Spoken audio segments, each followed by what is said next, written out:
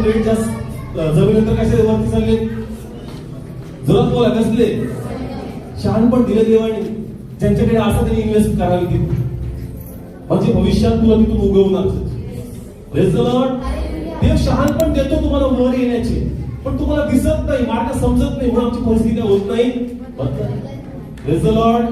Church देवाने आमची मदत आमच्या अवतीभोवतीच ठेवली. चर्च माराचं पाणी कडू होतं त्याला ते गोड पाणी काढण्यासाठी झाड परत मिसळत जावं लागलं का पुढं होतं.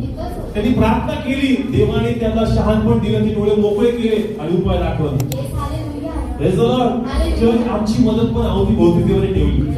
Praise the Lord. तुम्हाला बाहेरून येणार नाही तुम्हाला तो खडक वाटतो त्याच खडकातून देव जीवन बाहेर काढणार.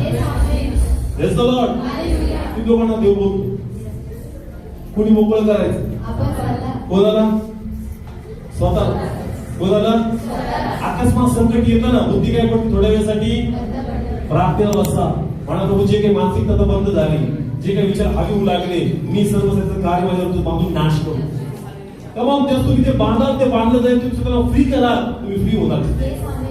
Praise the Lord.